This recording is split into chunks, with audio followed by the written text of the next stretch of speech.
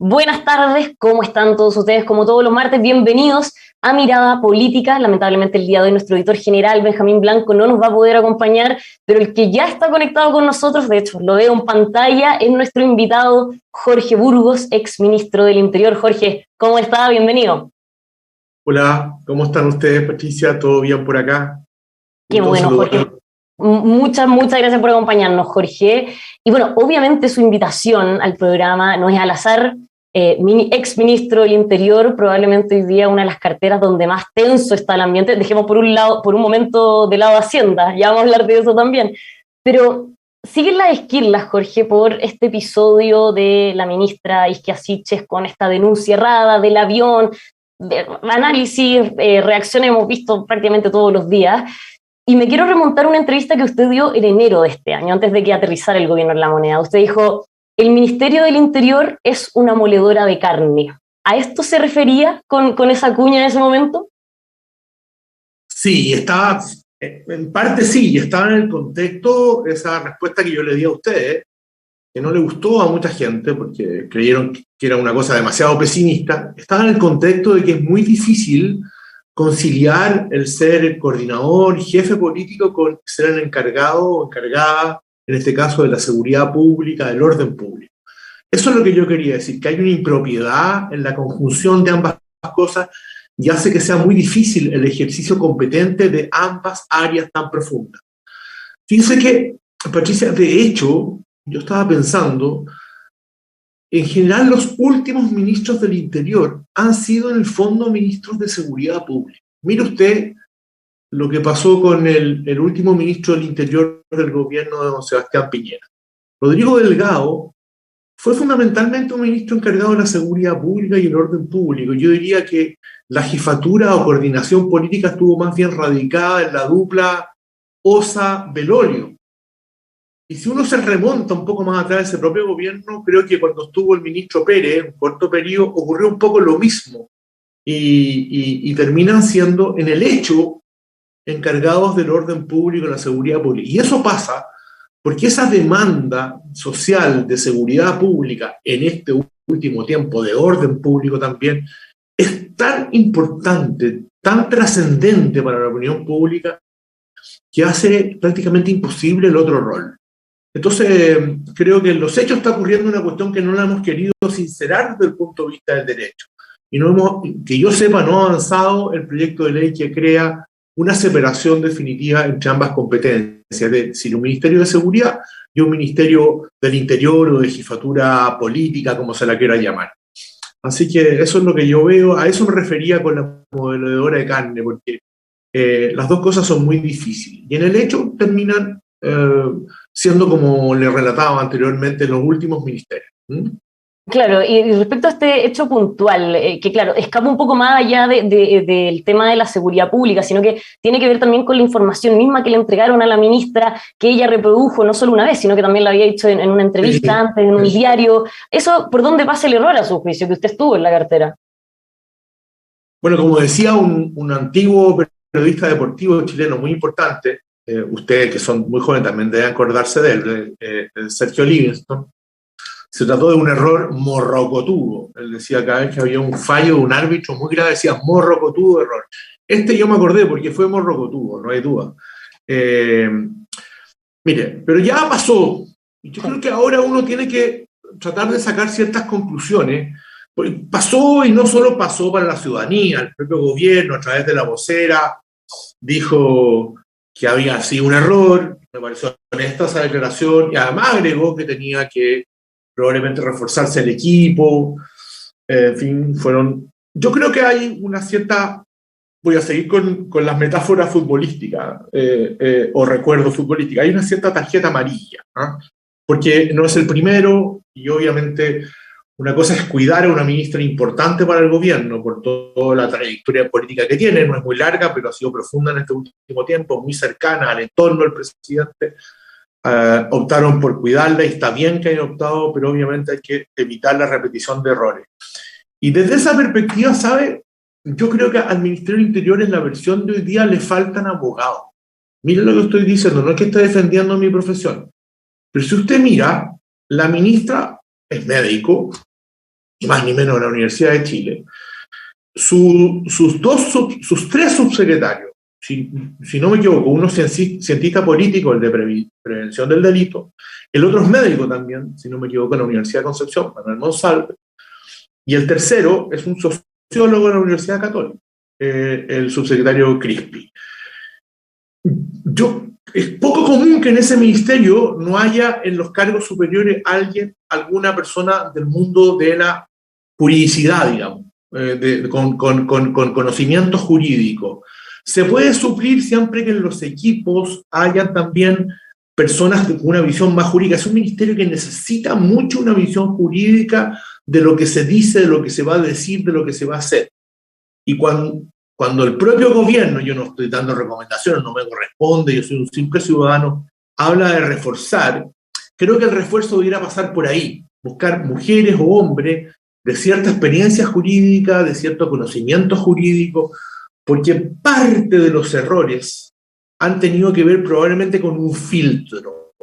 Por ejemplo, cuando la ministra se refirió a las personas presas en la macrozona sur como presos políticos, ahí falta un filtro jurídico.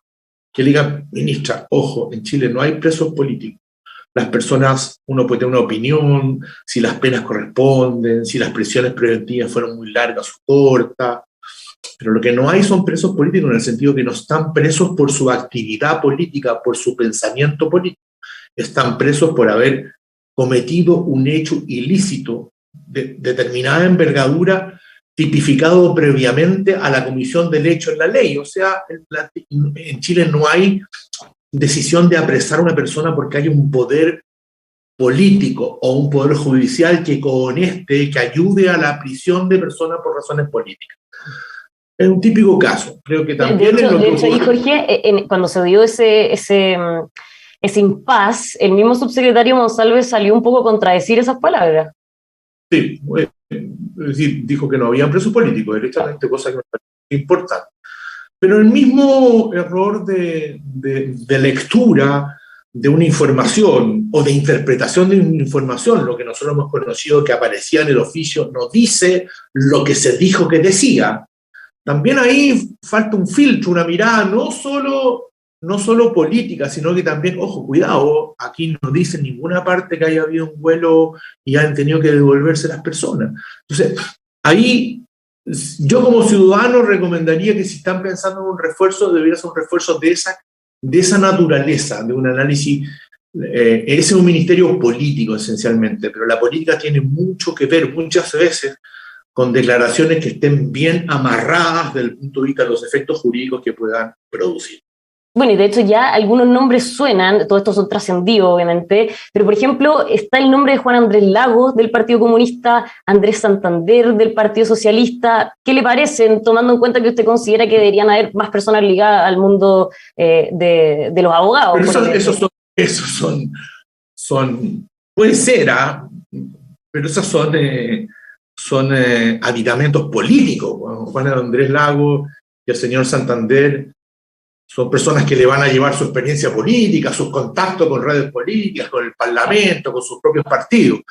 Pero yo le estoy diciendo que ahí se necesita un análisis jurídico. No creo que esas dos personas vayan a poder aportarle en eso. Pueden aportarle muchas otras cosas, porque son gente con carrete, con experiencia política. Ahora se me ocurre que Lago, en materia de presos políticos, debe creer a pie juntilla que en Chile hay presos políticos.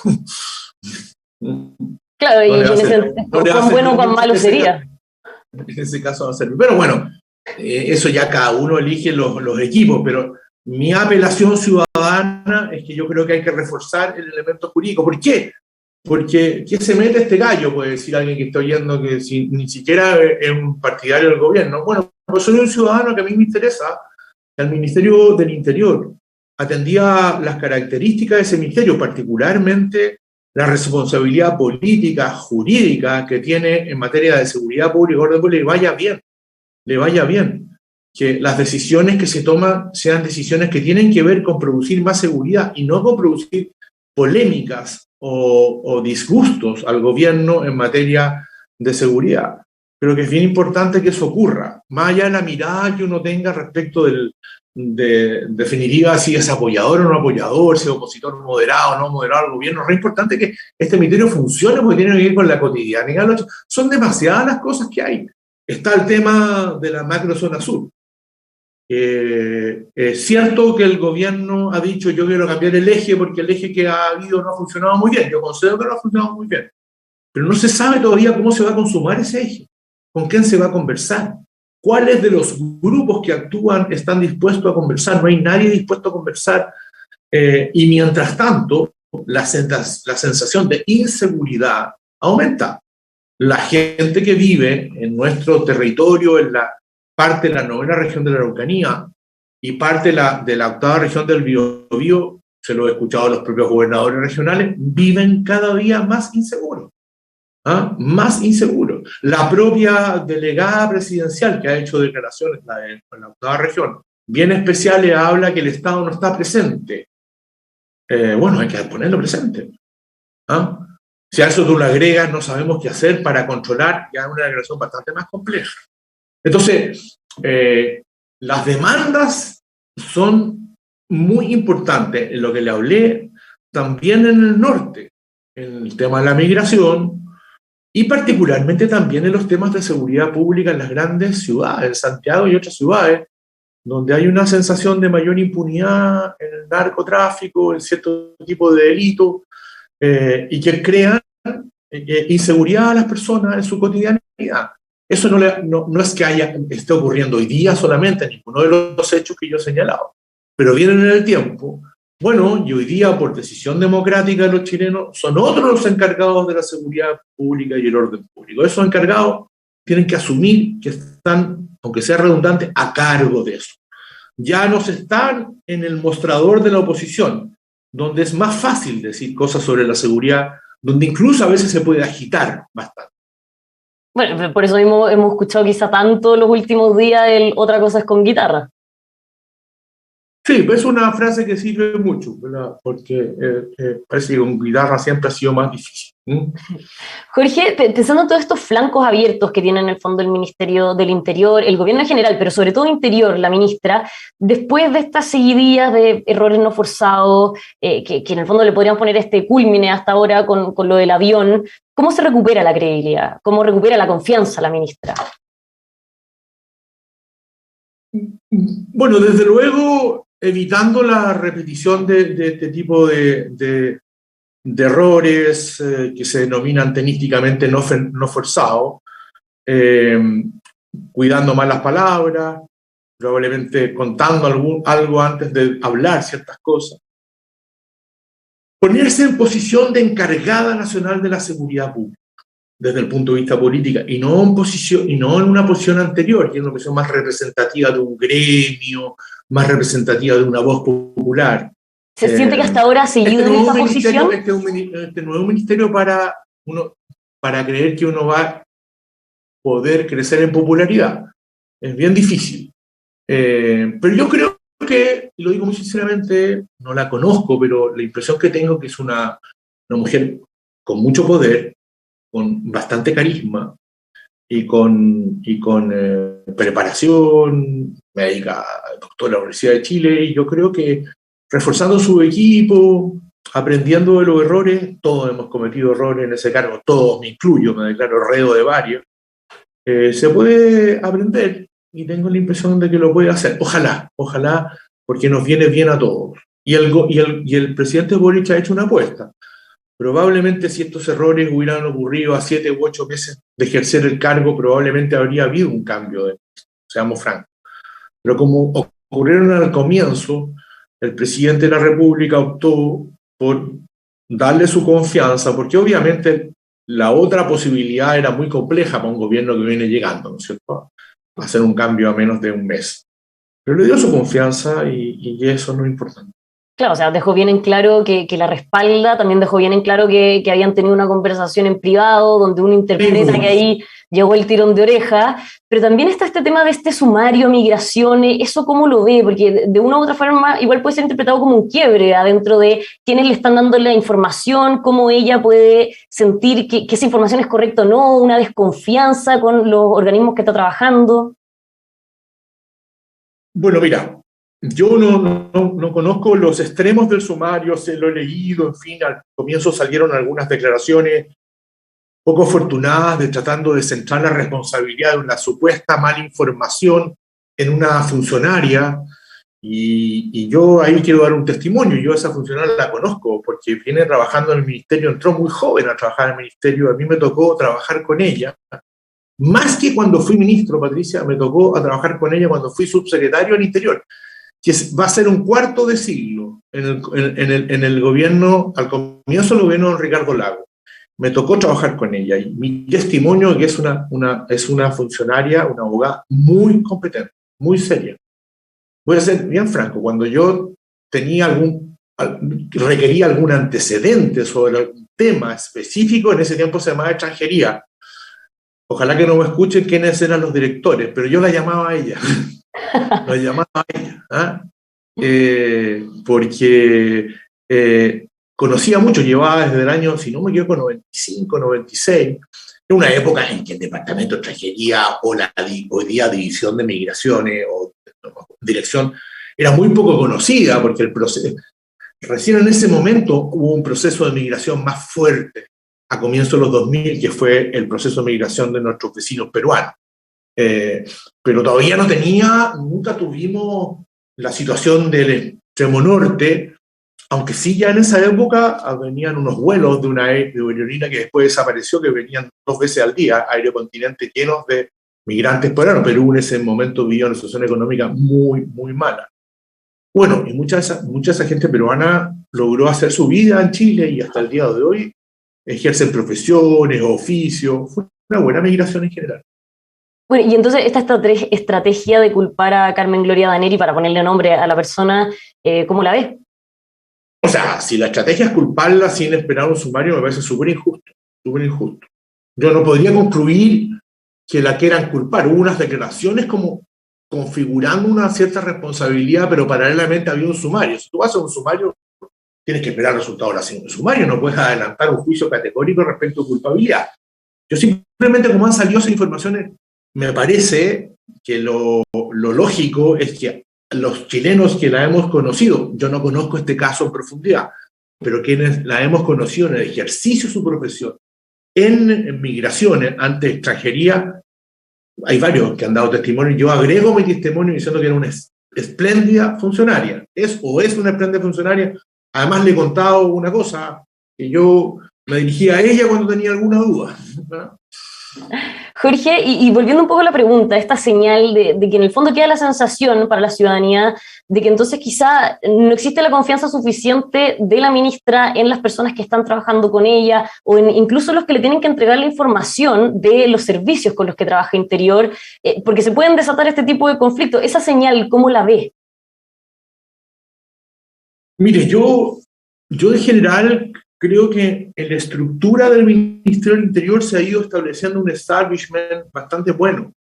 En extranjería, yo creo que es razonable que cambien al director de extranjería, creo que ya está nombrado, un señor con bastante experiencia y conocimiento, reemplaza a un buen director de extranjería, que yo creo que hizo un trabajo sistemático y eficiente, más allá de algunas opiniones que pueden haber sobre ciertos elementos, que fue Belolio. Pero hay equipos jurídicos, en la parte judicial, jurídica del ministerio, que yo me carga aparecer recomendando, porque ¿qué tengo que andar recomendando yo? Pero viene de cerca la recomendación. Sí, pero yo apostaría a los establishments. Yo creo que hay gente muy capacitada. No porque un cargo sea movible, porque no está amparada por una movilidad, yo lo movería. Tengo la impresión de que hay gente muy capacitada en ese ministerio, el recuerdo que yo tengo. Yo mantendría. Tenemos que avanzar en eso en Chile. Mire, yo una vez fui invitado, siendo subsecretario de Guerra, a Inglaterra. Eso sí que hace tiempo, el año 92. Tanto tiempo que yo era muy joven. Y me acuerdo que me recibió el equivalente, guardando la proporción entre Inglaterra y Chile, en el Ministerio de Defensa a mi cargo, es decir, segundo el ministerio. y una serie de preguntas, y yo le pregunté, bueno, porque venía llegando al gobierno, y usted, ¿con cuánta gente ingresó usted al gabinete? A ver, ¿cómo me dijo? ¿Cuántas personas se incorporaron? Me dijo, no, bueno, yo y mi secretario. Establishment público, burocracia pública. Cambio de gobierno, pero en este caso era si no me equivoco, de conservador a laborista. El nuevo subsecretario, llegó él, seguramente con la foto de su señora, de su pareja, y su secretario. Nada más. Pero falta para eso, sería lo ideal. Sería lo ideal. Pero yo creo que hay que tratar de empujar eso. Hay que confiar en las personas que están en los ministerios, que tienen la experiencia, los años de trabajo, y no partir del supuesto que porque políticamente no responden, no tienen un carnet determinado, lo van a hacer mal. Y entonces sí hay que confiar en los que llevan en los ministerios y en los servicios años. Lo que falta, por ejemplo, en el comité político son canas, Jorge. En el comité político. Bueno, pero ahí los comités políticos se renuevan en toda parte del mundo con los cambios de gobierno. Yo creo que la experiencia ayuda. Lo que pasa es que te jodió un tonto viejo empezar a hablar que faltan canas. Es decir, a mí me encantaría que le vaya bien a la nueva generación que entra al gobierno. Yo formo parte de una generación, probablemente la parte más baja de una generación que ya cumplió desde el punto de vista político, y no es difícil que vuelvan a tener responsabilidades políticas, pues no es imposible. Pero uno tiene derecho a opinar. Yo no sé, yo creo que falta un poco de experiencia. A mí me encantaría, por ejemplo, que junto con haber puesto a la ministra de la Mujer, que es una mujer muy joven, en el comité político podría haber ingresado alguien como Carlos Montes. Experiencia, canas, no tantas como yo, a pesar que es mayor que yo, pero canas también. Pero yo creo que tiene razón. Ayuda a la experiencia. Yo no inhibe la juventud para gobernar con eficacia, para nada. Pero siempre ayuda a la experiencia. Siempre ayuda. Sobre todo frente a personas tan jóvenes, que probablemente, desde el punto de vista teórico, digamos, el ejercicio del poder a ese nivel le llegó antes que a otras generaciones, por distintas razones. Pero eso es cierto. ¿Algún área en particular que siente que se haya notado esa falta de experiencia, esa juventud? Bueno, en el interior yo creo que se notó. Yo creo que también ayudó a los errores una cierta falta de experiencia y de carrete en materias tan delicadas como la seguridad. Si las otras no las conozco mucho, en fin, hay en otras partes donde hay experiencia, en la Hacienda hay experiencia, porque una persona de nuestra generación, con mucha, no solo experiencia, con mucha capacidad, que le ha tocado desde el comienzo difícil, hoy día lo hemos visto, pero hay mucha esperanza puesta en su conducción. Bueno, a propósito de Hacienda, Jorge, aprovecho de colgarme de inmediato. Mario Marcel probablemente hoy día está viendo uno de los días más complejos de lo que ha tocado este primer mes. Se enfrenta a la votación de la idea de legislar del quinto retiro paralelamente, y claro, muchos lo interpretaron como una salida, un manotazo de ahogado para el gobierno, este proyecto alternativo para que no se apruebe el quinto retiro. ¿Cómo ve la situación actual y cómo ve también la posibilidad de que quizás no surja efecto o sí lo haga, los escenarios en el fondo? Bueno, yo creo que desde fuera todos fuimos viendo cómo lo que al comienzo pareció que era un canto más bien populista, de sectores más populistas que otros, particularmente de la izquierda chilena, y uno que otro diputado de Renovación Nacional, también muy populista, que se subieron de inmediato al carro de este cuarto retiro, que no sé por qué lo llaman quinto, pero cuarto retiro, porque el cuarto el otro fue rechazado. Pero fue agarrando vuelo. Entonces empezaron a surgir diputados ya del entorno de la alianza gobernante diciendo: yo no lo descarto, voy a poner todo a disposición para que se pueda discutir con rapidez, y una serie de declaraciones. Y probablemente la temperatura del agua que tomó el ministro secretario general de la Presidencia, el propio ministro de Hacienda, fue que la cosa estaba complicada. Y seguramente esta complicación que hacía previsible una aprobación en la Cámara de Diputados, con declaraciones de algunas, yo vi una senadora de derecha, una novel, diciendo yo estaría dispuesto a votar por última vez, creo que es una senadora del sur. Entonces yo creo que le tomaron la temperatura al agua y dijeron esto viene malo, y surgió esta alternativa. Yo no la conozco en detalle. Creo que en general todas estas alternativas de horadar los fondos de pensiones, sea amplia o restrictivamente, son pan para hoy, hambre para mañana. Yo creo que no es bueno para la economía del país. Es cierto que hay necesidades urgentes, nos ha complicado mucho la inflación en los productos básicos, bueno, pero la inflación en buena parte, no totalmente, pero en buena parte viene de los anteriores retiros, entonces hay una cierta contradicción en eso. Creo que esa fue la razón práctica de salir con esto, y espero que sea esto y no otras cosas. Es bien importante respaldar al ministro de Hacienda, a mi juicio. Creo que ahí está puesto una base bien sólida que este gobierno, aunque algunos se enojen, vaya por un derrotero socialdemócrata y no un derrotero de otra naturaleza. Fue una buena apuesta del presidente, un buen respaldo del presidente.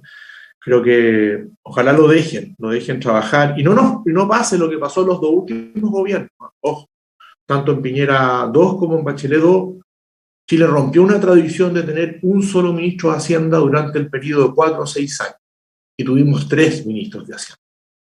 Cada vez nos parecemos más a economías de países del barrio que tienen ministros que no resisten las presiones. Ojalá que este no sea una continuación de esto. ¿Y de qué depende que no sigamos ese camino? Porque si uno ve, por ejemplo... Depende de la responsabilidad de las coaliciones gobernantes, fundamentalmente. O sea, de la posibilidad de alinear a la coalición detrás de este proyecto alternativo. Y de sectores de la oposición donde es capaz uno de distinguir de populistas de personas serias. Eso es lo que distinguió a Chile durante mucho tiempo y nos dio espaldas económicas para distinguirnos de otros países. Pero nos estamos pareciendo cada vez más. ¿Qué se juega Mario Marcel hoy día, Jorge? Bueno, yo no lo he escuchado, yo creo que él irá a dar una explicación. Ya dio una que leí, que el impacto de este proyecto alternativo es un impacto varias veces menor que el impacto que sería un quinto retiro. Claro, porque en el fondo lo que hace el proyecto, para los que nos están escuchando les quede claro, es establecer una serie de condiciones para que algunos que quieran retirar sus fondos lo puedan hacer. En el fondo, no es para todos. Claro, esa es la parte más bonita, diría yo, de la explicación, pero al final también es fondos previsionales para pagar deudas de hoy día. Eso también tiene una complejidad brutal, particularmente cuando esas personas quieran jubilar. No nos hagamos los lesos respecto de eso. Yo creo que voy a interpretar, yo creo que esta es una salida menos mala frente a la inminente posibilidad que la coalición gobernante no fuera capaz de mantener una posición y terminara votando por el quinto retiro. Va a ser franco. Claro, porque ahí en el fondo sería una desestabilización dentro de la misma coalición de gobierno. Claro, la primera prueba más jodida en materia económica nos habría pasado. Jorge, bueno, más allá del día de hoy, del quinto retiro, ayer se cumplió un mes de la instalación del gobierno y pareciera que uno ya va un poco interpretando cómo va a ser el rol del presidente Gabriel Boric. Se le ha visto poco, saliendo en momentos clave. ¿Qué opina del estilo Boric hasta ahora? A mí me gustan los presidentes que salen poco y salen solo cuando es necesario. Yo tengo la impresión de que el presidente anterior salía mucho y no le sirvió eso, salía mucho. Al final salió menos porque ya está, pero a mí me gustan los presidentes que salen poco, que salen cuando es necesario. Yo creo que los presidentes de la concertación pura, digamos, Elwin Frei Lagos y Bachelet I, eran presidentes que salían cuando era necesario, porque había un gabinete muy afiatado, coordinado, que lo sustituía en mucha declaración. Si la decisión es esa, a mí me parece que es buena. me parece que es buena. Presidentes que salen cuando es necesario. Eh, Me gusta eso, no me molesta para nada. ¿Ah? Bueno, cuando sí salió el presidente Gabriel Boric fue hace unos días, de hecho seguía en Argentina, fue la semana pasada, cuando le preguntaron por el aumento del rechazo en las distintas encuestas de opinión pública, y él hace un poco este llamado de atención, le pide abiertamente a los convencionales a tratar de generar un acuerdo con la mayor transversalidad posible. ¿Qué opina de lo que estamos viviendo en la convención, de estas encuestas que nos muestran que en el fondo el rechazo va tomando fuerza? O sea, yo creo que es una típica salida programada. O sea, yo no creo que eso fue pensado. Pensado por la razón que dices tú, Patricia. Los datos indican que la mano va cambiando. Y era que no. Han hecho todo lo posible varios convencionales para que la mano cambie. Y no sé si van a cambiar ese criterio. Ahora, a mí me gustó que hubiera dicho eso. Me gusta mucho más un presidente, ojo, no le echemos la culpa a la comunicación, leamos las encuestas. Me gusta mucho más un presidente que dice eso que a uno que dijo al comienzo cualquier cosa es mejor que una constitución escrita por 4 generales. Me gusta mucho más esto otro que lo primero. En primer lugar, porque lo primero, la constitución actual no es la misma constitución de los 4 generales y no cualquier cosa es mejor que otra. Las cosas siempre pueden ser peores, pero por cierto pueden ser mejores. Creo que la convención está ayudando en varias cosas a que tengamos una peor constitución, teóricamente, respecto de la que estamos sustituyendo. ¿Ah? Entonces, me dicen, pero ¿cómo puedo opinar que está mala si aún no se ha terminado el trabajo? Lo más divertido que los que dicen eso son los que opinan que hay que votar a prueba como de lugar sin haberse terminado el trabajo. Entonces, póngase de acuerdo. Se puede opinar, por cierto. Es demasiado importante el mandato que les dimos. Es ni más ni menos que establecer la estructura jurídica básica del país, supongo yo, para los próximos 20, 25, en la versión más pequeña, 10 años. Entonces, si a mí me están construyendo una propuesta constitucional que ya en ciertas cosas no me gusta, ¿por qué tengo que esperar el total? No me parece justo. Y ahí cree que, por ejemplo, este llamado de atención del presidente, incluso las palabras del expresidente Ricardo Lago, lo que decía también la Fundación Horizonte Ciudadano, que es de la expresidenta Michelle Bachelet, puedan en algo cambiar o hacer que este tono de la convención tenga un giro de aquí al plebiscito de salida? Ojalá sea así. Vamos a tener una buena prueba en el tema del sistema político. Creo que hay muchas cosas para corregir, para darle más tranquilidad a las personas en relación a tener un sistema político que nos dé mucho más garantía de funcionamiento de la democracia. Ojalá de repente ahí puede haber una buena noticia. Ayer se aprobó, si no me equivoco, por lo leí en el Mercurio, el Consejo Nacional de la Magistratura, de la Justicia, perdón. Y ahí desgraciadamente persiste en que hay una mayoría no judicial, hay una mayoría de personas que vienen de fuera del Poder Judicial. Yo creo que eso no es bueno. Tampoco queda claro el rol de la Corte Suprema, a lo menos en sede constitucional, respecto de esta pluriexistencia de sistemas jurídicos. Hubiera sido bueno que en la propia Constitución quedara clarito que la Corte Suprema resuelve aquellas cuestiones que llegan a su conocimiento, donde hay una discusión respecto a una aplicación específica de una norma del nuevo sistema proveniente de los pueblos originarios. En fin, yo ojalá que declaraciones como la del presidente Lago, que fue súper clara, las declaraciones de la fundación que usted me señala, de la presidenta Bachelet, y otras más, permitan que lo que falta pueda corregirse y permitan que cosas que ya están mal hechas, a mi juicio, puedan corregirse en esta oportunidad de armonización. No sé si dándole más competencia o no a la Comisión de Armonización, pero creo que si no se corrigen, los chilenos tenemos una oportunidad, que es el plebiscito de salida. Y ahí veremos lo que nos ofrece. Y pensando en ese plebiscito de salida, que ya tiene fecha por lo demás, 4 de septiembre, ¿cómo evitar un escenario de polarización? Se lo pregunto porque hoy día mismo hablábamos con Cristian Valdivieso, director de Criteria, y él decía que independiente del resultado, es casi lo más probable, y esto lo saben ellos por los tanteos que hacen en las encuestas ciudadanas, que ese 80% del plebiscito de entrada no se va a repetir. Entonces, que va a quedar un ambiente muy polarizado en Chile y esa debería ser la mayor preocupación, cómo hacer que eso no se genere. ¿Qué opina usted respecto a eso? ¿Cómo evitarlo? Estoy de acuerdo, ¿ah? Probablemente hoy día es muy difícil decir con certeza que va a ganar, cuál de las dos opciones va a ganar, pero que probablemente el resultado va a ser estrecho. Desde luego, mucho más estrecho que el plebiscito de entrada, desde luego. Pero cuando digo estrecho, a lo mejor lo más probable es que las diferencias no sean diferencias muy claras y en consecuencia hay un porcentaje importante, si es que gana la prueba de personas que votaron por el rechazo, o si gana el rechazo, un porcentaje importante de personas que votaron por la opción a prueba.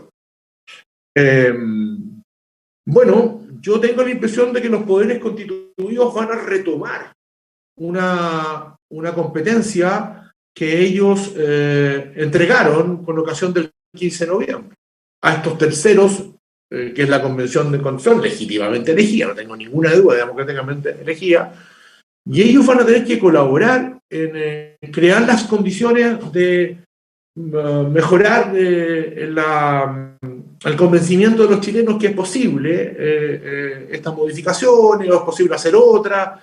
En fin, hay un rol bien importante, pero los países pueden convivir con constituciones que no son absolutamente, mayoritariamente aprobadas, por favor, no sea la primera vez en la vida. Y no es bueno que se amenace por ningún lado con que va a haber problemas de orden público. Ese es un chantaje inaceptable. Además, a quien le corresponde cuidar el orden público o al gobierno constituido. Sí, yo espero que cumpla esa tarea. ¿Mm? Jorge, para cerrar ya, lamentablemente se nos va acabando el tiempo, pero hay muchas cosas por conversar.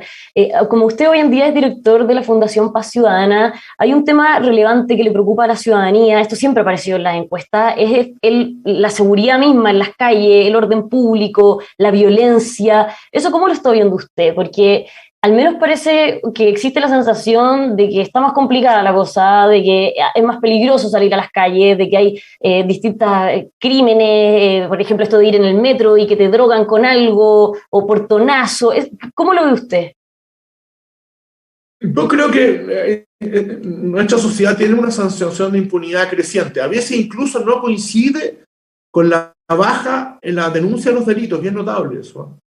Hay muchas encuestas de los últimos años que indican buenas noticias respecto de la baja del nivel de comisión de delitos. Algunos delitos bastante, hay otros que en el último año subieron. Pero lo que no cambia es que hay una sensación de impunidad.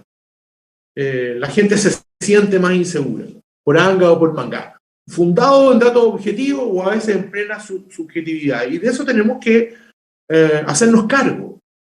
¿Por qué ocurre eso? Porque hay más incivilidades, porque la gente ve desde las cosas menores absolutamente rayada su ciudad, porque ve todo destruido, porque una plaza que se inaugura se destruye al poco tiempo, porque las luminarias que pusieron para llegar a su casa están muchas destruidas, porque la gente tiene que llegar más temprano. ¿Cómo reconstruimos o ayudamos a reconstruir una sociedad de más respeto del orden público? Con arreglo, ¿no es cierto?, a la aplicación de las normas del Estado de Derecho, con cuidados, con aplicación de normas sobre respeto a los derechos humanos, pero creo que en esta sensación de inseguridad está presente cómo se ha debilitado el tema del orden público, la falta de respeto bastante más común a quienes tienen que dar garantía al derecho, que son carabineros y la policía. Creo que ahí tenemos que fijarnos mucho. Y también, a la vez, pedir más eficiencia a las policías.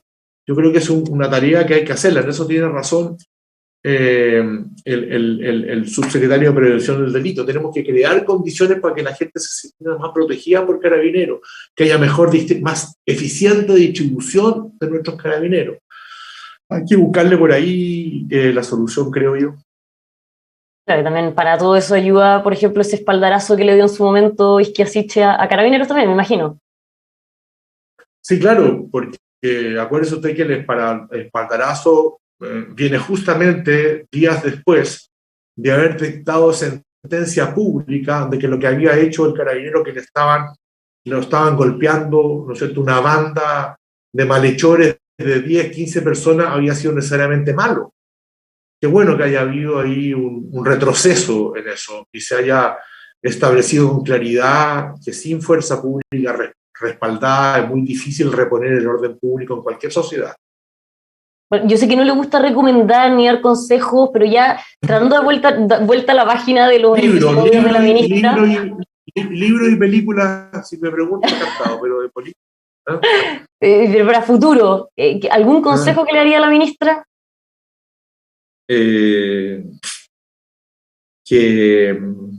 Uy, qué difícil. Un consejo que ya se lo di, bien práctico, que busque una o un abogado ahí en su gabinete de su plena confianza.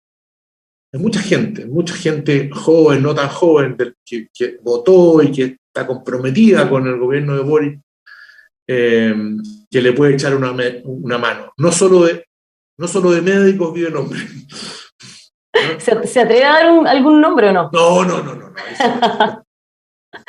Jorge, muchísimas gracias por su tiempo, gracias por habernos acompañado hoy día.